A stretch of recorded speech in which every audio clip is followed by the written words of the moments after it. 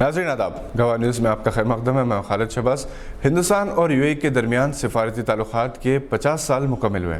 اس سلسلے میں متحدہ عرب امارات کی جانب سے مختلف ورچوئل پروگرامز منعقد کیے جا رہے ہیں۔ 1971 میں یو اے ای فیڈریشن کے قیام کے بعد ہندوستان اور دیگر ممالک سے اس کے سفارتی تعلقات قائم ہوئے ہیں۔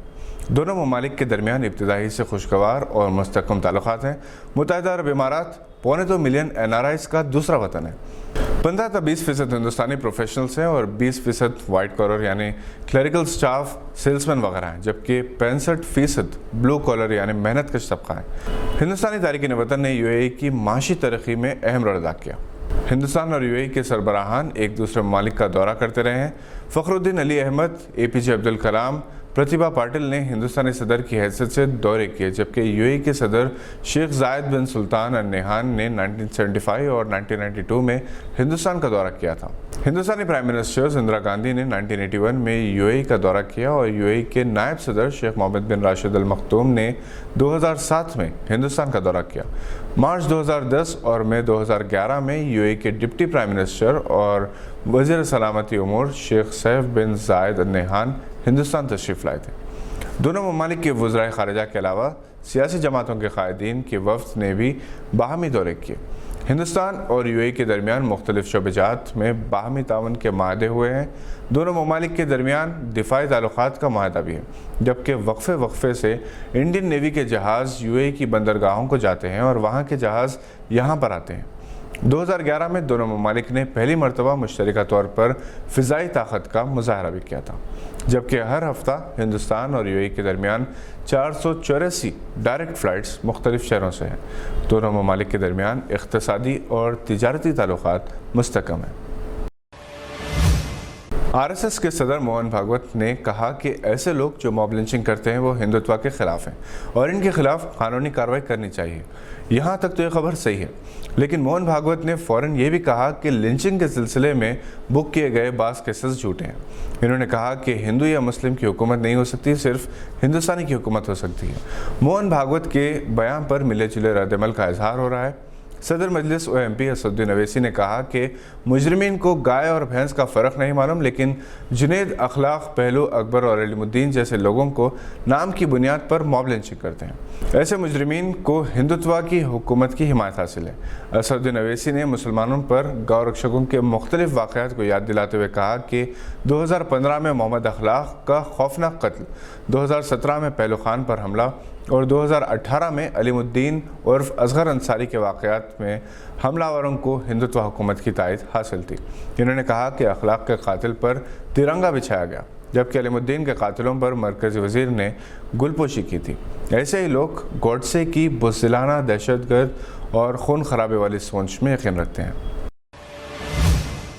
محمد اظہر الدین کے کیریئر میں ہمیشہ سے نشیب و فراز آتے رہے ہیں اور ہر مرحلے میں چاہے وہ کتنا ہی کٹھن کیوں نہ ہو، مقابلہ کرتے ہوئے گزر جاتے ہیں۔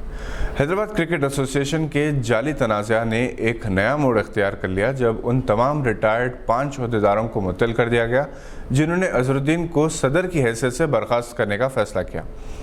کرکٹ کیریئر کے دوران اظہر ایسے حالات سے دوچار رہے، کبھی الزامات لگا کر، کبھی کسی اور وجہ سے ان کے شاندار کیریئر کو متاثر کیا گیا۔ اور بھی کھلاڑی تھے جن پر الزامات تھے جو آنسو بہا کر بچ نکلے۔ اظہر نے مقابلہ کیا اور کامیاب ہوئے۔ سیاسی میدان میں بھی قدم رکھا تو کامیابی اور ناکامی سے دوچار ہوئے، اور اب HCA کی لڑائی بھی وہ بڑی ہمت سے لڑ رہے ہیں۔ جناب افتخار شریف نے شکاگو سے اظہر الدین کو ان کی کامیابی کے لیے مبارکباد پیش کی، جبکہ سوشل میڈیا پر اظہر الدین کی تائید میں مہم چل رہی ہے۔ ثانیہ مرزا اور روہن بوپنہ کی جوڑی کی کامیابی کا سلسلہ جاری ہے۔ یہ ٹیم ومبلڈن مکسڈ ڈبلز کے تیسرے راؤنڈ میں داخل ہو گئی ہے۔ ٹورنامنٹ کے دوران اس وقت مرکز توجہ ثانیہ اور شعیب ملک کے فرزند اذہان مرزا ملک ہیں۔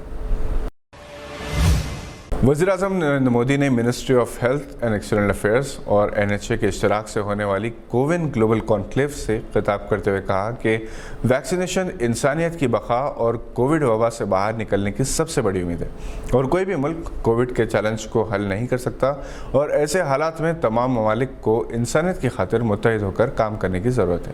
بیشتر ممالک نے ہندوستان کے کووڈ 19 ویکسینیشن کے لیے بنائے ڈیجیٹل پلیٹ فارم کو استعمال کرنے کی خواہش کی تھی، کوون ایپ کے ذریعے ٹیکہ اندازی کے خواہشمند افراد اپنے فون نمبر اور آدھار کی تفصیلات فراہم کر کے حکومت سے ویکسین کا سلاٹ بک کر سکتے ہیں اور ویکسین کے بعد ویکسینیشن سرٹیفکیٹ بھی حاصل کر سکتے ہیں۔ Doctor R S Sharma national health authority کے سی ای او کے مطابق تقریباً 50 ممالک جن میں کینیڈا، میکسیکو، نائجیریا، پاناما اور اگانڈا جیسے ممالک بھی شامل ہیں، ہندوستان کے کوون پلیٹ فارم کو اپنے اپنے ملک میں ویکسینیشن ڈرائیو کے لیے استعمال کرنے کی خواہش کی۔ اس کانفرنس میں ان ممالک کے مختلف ہیلتھ اور ٹیکنالوجی ایکسپرٹس نے شرکت کی، جبکہ ہندوستان کے مرکزی health minister doctor Harsh Vardhan نے اس کا افتتاح کیا۔ اتر پردیش کے چیف منسٹر یوگی آدتیہ ناتھ نے صدر مجلس اسد الدین اویسی کا چیلنج قبول کرتے ہوئے کہا کہ بی جے پی کے 2022 اتر پردیش کے الیکشن میں 300 سے زیادہ اسمبلی سیٹس حاصل کرے گی۔ یاد رہے کہ اسد الدین اویسی نے کہا کہ مجلس اور ان کے حلیف جماعتیں بی جے پی کو دوبارہ اقتدار حاصل کرنے نہیں دیں گی۔ شہر حیدرآباد میں پیش آئے سڑک حادثے میں 3 نوجوان جان بحق ہو گئے۔ یہ حادثہ ضلع کے میلار دیوپلی پولیس اسٹیشن کے حدود میں پیش آیا۔ اس وقت پیش آیا جب لوری نے ان کی گاڑی کو رونٹ ڈالا۔ حادثہ اتنا شدید تھا کہ 3 افراد موقع پر ہی ہلاک ہو گئے۔ N Prakash Reddy D C P Shamshabad نے کہا کہ شاستری پورم میں ہوئی ایک شادی کی تقریب میں شرکت کے بعد یہ افراد موٹر سائیکل پر واپس ہو رہے تھے کہ ان کی گاڑی سڑک پر پھسل گئی، جس کے نتیجے میں تینوں سڑک پر گر گئے اور پیچھے سے آنے والی سیمنٹ کنٹینر لوری نے ان کو رونٹ ڈالا۔ جان بحق ہونے والے نوجوانوں کی شناخت قمر الدین، ببلو اور جمیل کی حیثیت سے کر لی گئی ہے۔ ان کا تعلق ریاست مہاراشٹر کے ناندیڑ سے بتایا گیا ہے۔ یہاں یہ بات قابل ذکر ہے کہ سال 2020 میں ریاست تلنگانہ میں کم از کم 19,164 سڑک حادثے پیش آئے، جس میں 6,668 لوگ ہلاک ہوئے۔ موت تو یقینی ہے، لیکن زندگی کی حفاظت بھی فرض ہے۔ نوجوانوں سے گزارش ہے کہ احتیاط سے گاڑی چلائیں اور ٹریفک رولز پر عمل کریں۔ ریاست تلنگانہ کے ضلع نرمل میں 3 کمسن بہنوں کی تالاب میں غرق ہونے سے موت واقع ہو گئی۔ بتایا جاتا ہے کہ اس معاملے میں اس بات کا انکشاف ہوا ہے کہ وہ سیلفی لے رہی تھی۔ واضح رہے کہ تانور منڈل سنگن گاؤں میں 16 سالہ سنیتا، 14 سالہ وشالی اور 14 سالہ انجلی کی نعشیں مقامی تالاب سے دستیاب ہوئی تھی۔ مدھول کے سرکل انسپکٹر اجے بابو کے مطابق یہ لڑکیاں اپنی ماں کے ساتھ کھیت گئی ہوئی تھیں۔ لڑکیاں گھر واپسی کے دوران تالاب کے کنارے پر سیلفی لے رہی تھی کہ پاؤں پھسلنے کے نتیجے میں وہ تالاب میں گر گئی اور ان تینوں کی موت واقع ہو گئی۔ یہ تھی آج کی چند اہم خبروں پر نظر۔ اگر آپ نے ابھی تک ہمارے چینل کو سبسکرائب نہیں کیا تو اسے لائک اور سبسکرائب ضرور کریں۔ ہم پھر حاضر ہوں گے ایسی کچھ خبریں لے کر۔ دیکھتے رہیے گواہ۔